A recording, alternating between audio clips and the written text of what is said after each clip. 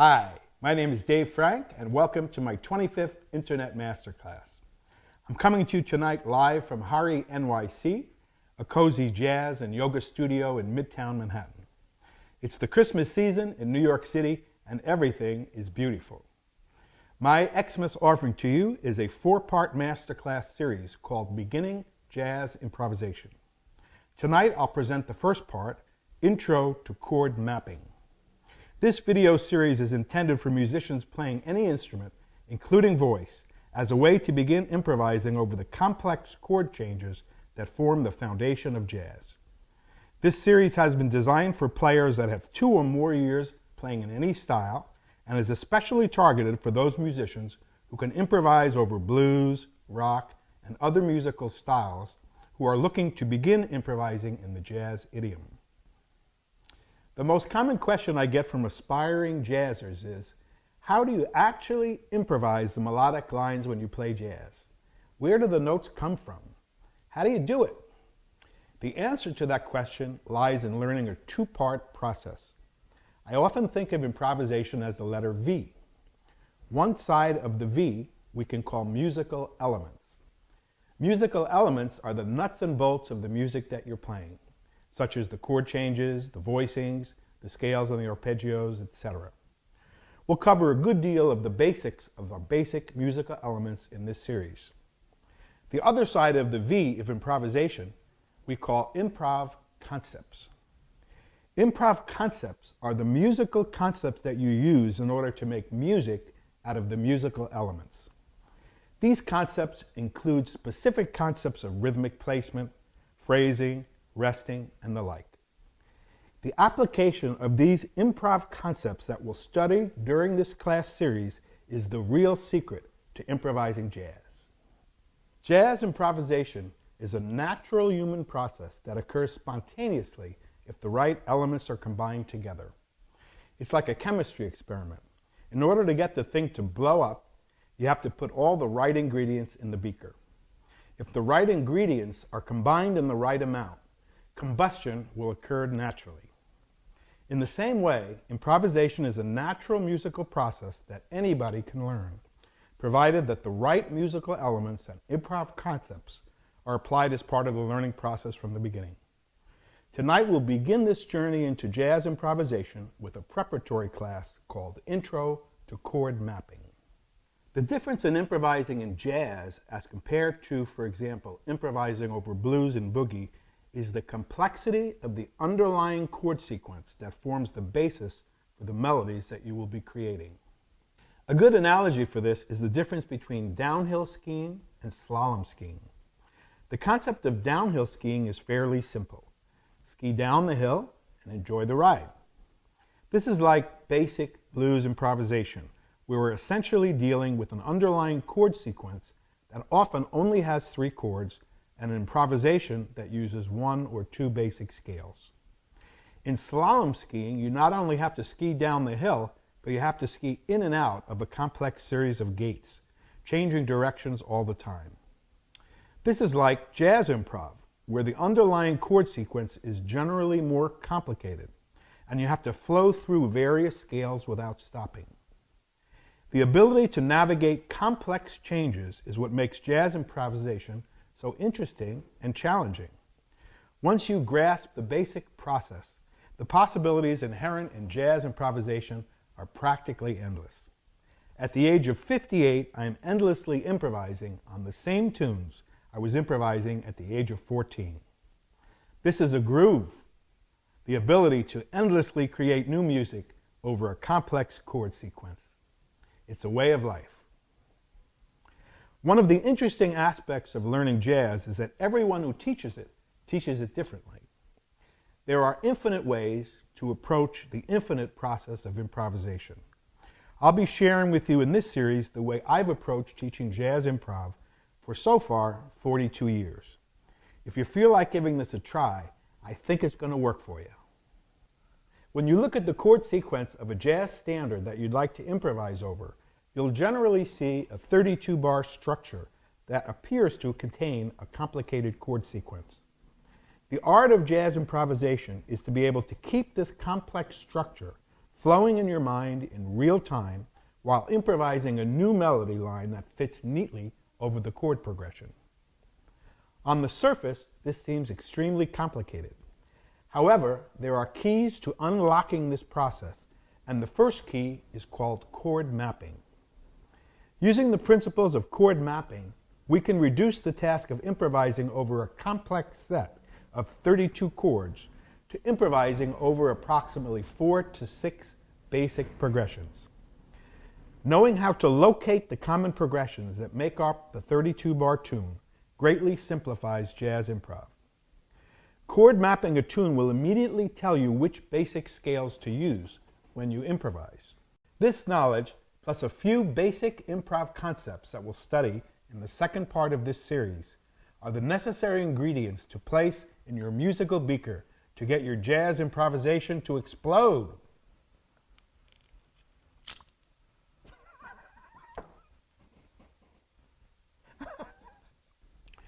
When you first look at a computer program, it will appear to be a super complex series of digits strung together. To the trained eye, however, the complex programs can often be reduced to a series of nothing more than ones and zeros. In a similar way, the trained eye of an experienced chord mapper will be able to quickly see that a complex jazz tune is actually composed of a series of basic, simple chord progressions.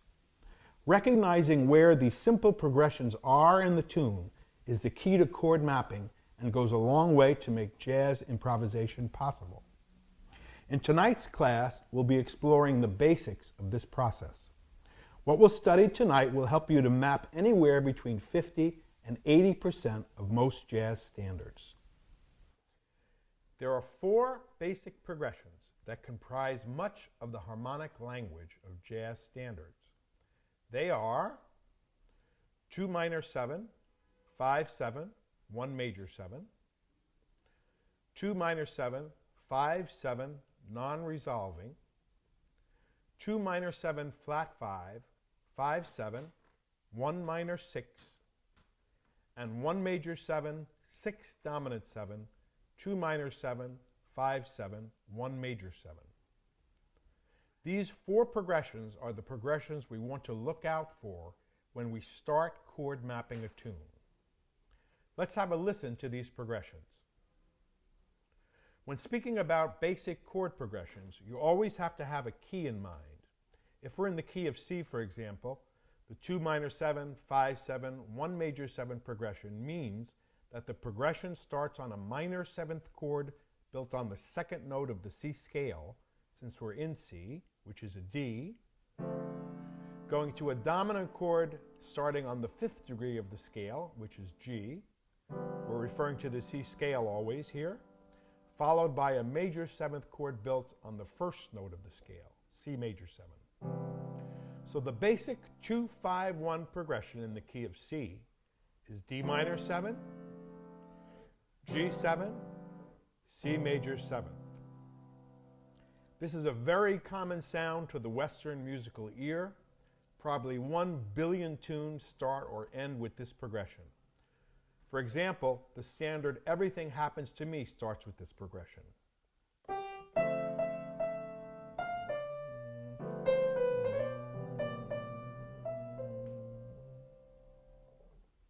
I have included a chart in the notes of this class of all the basic 2-5-1 progressions in all the keys for your use. We'll be wanting to locate this progression whenever it occurs in the tune.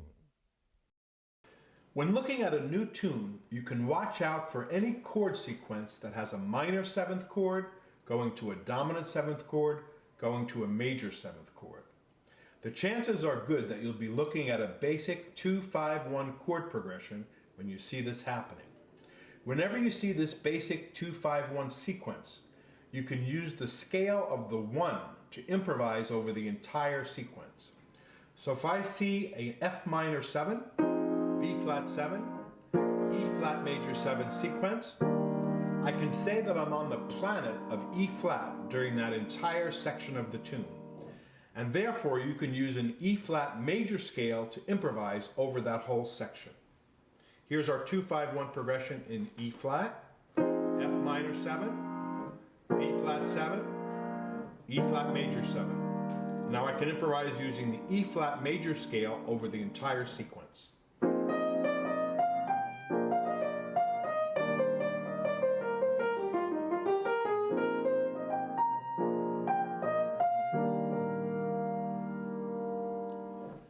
Thinking this way, an entire jazz standard may include temporary visits to 3 to 6 key planets. Do you see where we're going with this? To start improvising in jazz, I'll want to be very clear when I'm improvising on a jazz tune that I'll be using generally 3 to 6 basic scales to improvise with that correlate to the key planets the tune moves through. The second basic progression is the 2 minor 7, 5, 7 sequence that does not resolve to the 1 major 7. This progression can be found frequently in a large majority of standards. When you locate the non-resolving 2 minor 7, 5, 7, you can also improvise using the scale of the implied 1 over this part of the tune. If we take a tune like Satin Doll,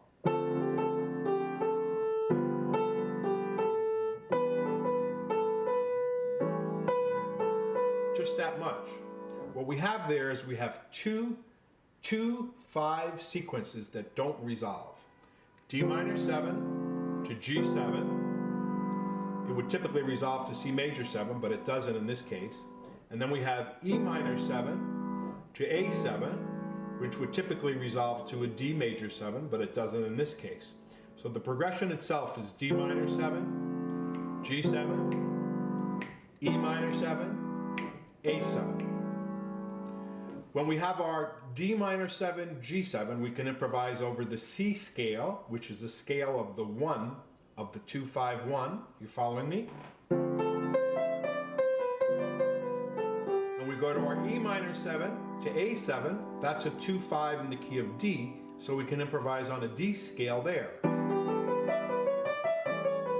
And then we go back to a 2, 5, 1 in C. This will make real sense to you once we go 1 or 2 more segments into this 4-class series and we start talking about the improv concepts.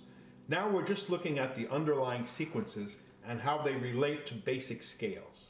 Our third basic progression is the minor variation of the 2, 5, 1 progression. 2 minor 7 flat 5, 5, 7, 1 minor 6. This is a super standard progression that can be found in maybe 75 to 80% of all jazz standards. When you see this little monster, you can improvise over the entire sequence using the harmonic minor scale from the 1. So in the key of C, 2 minor 7 flat 5 is D minor 7 flat 5, 5, 7, G7, C minor 6 is the 1 minor 6 here. And we can improvise using the harmonic minor scale.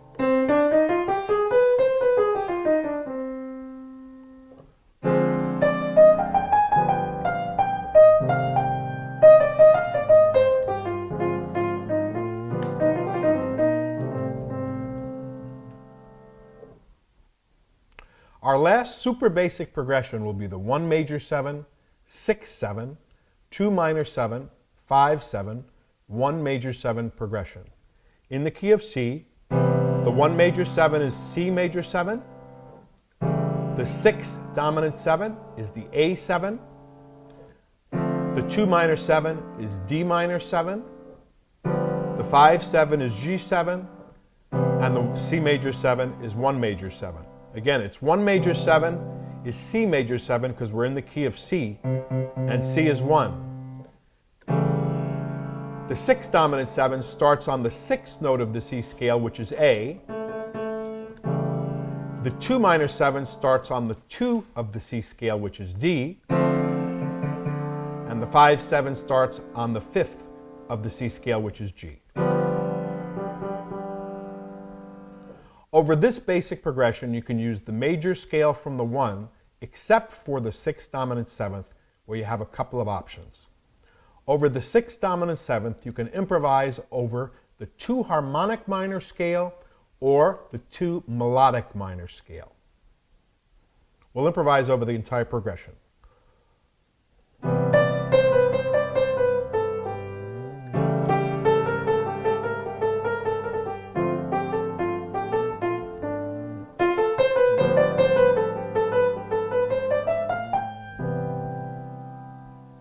Again, that's a C scale for the C major 7.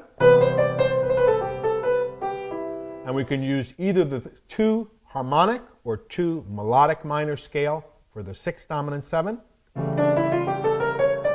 Sound like this. Or we can use this, which is the melodic minor scale from D.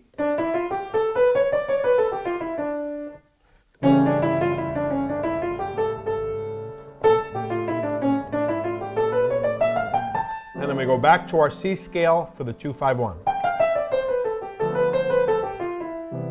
I'll try this one more time and you'll see how I'm flowing in and out of the different scales. This is the slalom ski thing we were talking about earlier.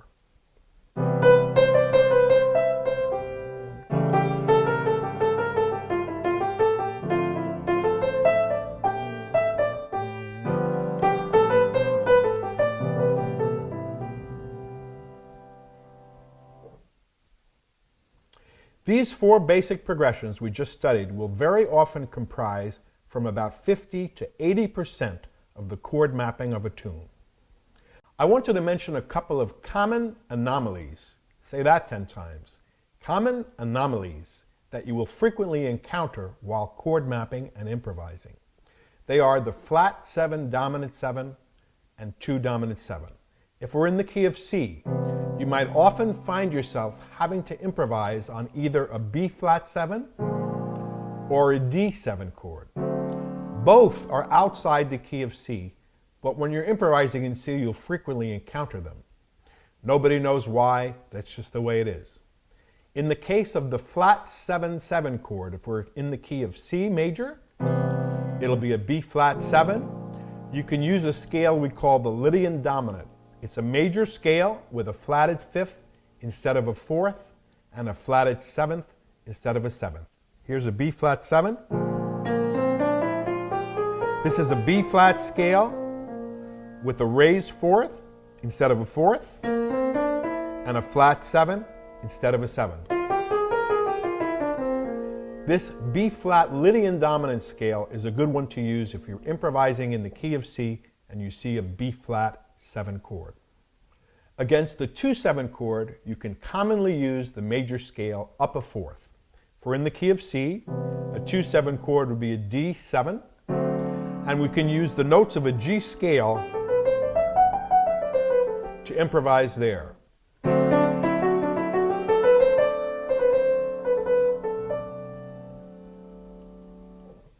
I wanted to mention those common anomalies because you're going to find them when you chord map and improvise. Let's look at a couple of tunes and see how this plays out. Okay, gang, let's see how this all goes together. Analyzing our favorite tune, Autumn Leaves, in G minor. When you first look at this tune and figure out how to improvise over it, you'll see a complex series of chords. What do you do with that? How do you improvise over it? The way you do it is to reduce the complex sequence of chords that we see to the basic chord progressions and improvise over the scales that are indicated by those progressions. This whole entire tune is just 3 different 2-5-1 progressions. One in B flat, which is here, and also occurs here, and one in G minor, which occurs here, and here, and here, and here, and a short one in E flat major here. The entire tune is just 3 different key centers or 3 different key planets, and we can use 3 different scales correlating to the planets that we're on. So we can use a B flat scale when we're improvising here, a G harmonic minor here, a G harmonic minor here, B flat major here, G harmonic minor here, a slight change to an E flat here, and back to our G harmonic minor. The whole tune, 3 key planets, 3 basic progressions, 3 basic scales to improvise on. This is a great way to get going with jazz. Here's a professional diagram of the chords of Take the A Train, or as Lawrence Welk used to say, take a train. This one's in the key of C. It starts out with a 1 major 7. It goes to one of our anomalies, the 2 dominant 7, D7. And then we follow it with a 2 minor 7, 5, 7, 1 major 7 progression in C. That's our 2, 5, 1. Again, 2, 5, 1 in C. And then the bridge, we go to F with a 2 minor 7, 5, 7, 1 major 7 progression in F here. And then it stays in F, goes briefly to G, 2 minor 7, 5, 7 non-resolving. Remember that one? And it ends with a 2, 5 progression that leads us right back to a C major 7. I'll go through that again. This whole tune is 1 major 7. We have one of our anomalies, the D7. We can use the G scale here.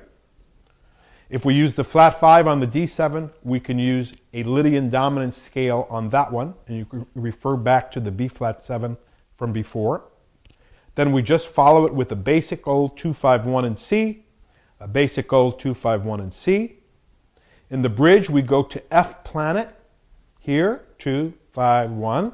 It stays in F planet all the way to here, where we have G planet. We can use the G scale here, and then we're back to C. So Take the A Train is C planet, anomaly in C, staying in C for the whole entire A section. Moving into F planet, we can improvise with the F major scale here. Keep F planet and the F major scale going through all this 3 bars. Switch quickly to G here and back to C, and we're done. So rather than thinking that it's a complex series of chords and each chord gets a different scale, we can identify the progressions and use the basic scales to improvise. Voila! Jazz improvisation. Just add water. Thinking along these lines, you can see how we just simplified and clarified the process of jazz improvisation.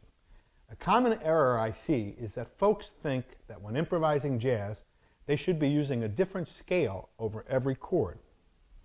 When you first start improvising in jazz, you want to limit as much as possible the number of scales you'll be using, based on the chord mapping techniques we just studied. Later on, you can explore alternative scales to use to make your improvisation hipper and more varied. At the beginning, we want to locate our 4 basic progressions and 2 anomalies and improvise using the scales indicated for each progression for the entire length of the progression. How are we doing out there? Woo!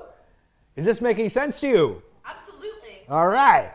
To begin to get familiar with this process, take a tune or 2 per day and map out the chords along the lines of our class tonight. Whenever you see a chord or sequence that doesn't seem to fit the basic 4 progressions or 2 anomalies, leave it blank for now. We'll cover some more basic chord progressions and common anomalies in a future class, or you can look through the popular jazz literature, like Mark Levine's Jazz Piano Book or Jazz Theory Book, to get into this subject deeper. My intention tonight was to demystify the process of jazz improv a bit for you and get you started improvising jazz. You'll be amazed to see how much of a percentage of the chords in a jazz standard will fit neatly into the common progressions we study tonight. And from there you can easily determine the scales you need to begin improvising. In part 2 of this series, I'll get into the improv concepts that you can use to create original melodic lines using the chord mapping scale technique. I'd like to thank Pfeiffer Garbisi for doing the filming and editing and assorted sounds for this class, and invite you to send along any comments, compliments, complaints, or tomatoes to me at dave@davefrankjazz.com. Something tells me there may be a higher than usual amount of tomatoes, but send them over. I'll make soup. Blessings and Merry Christmas from New York City!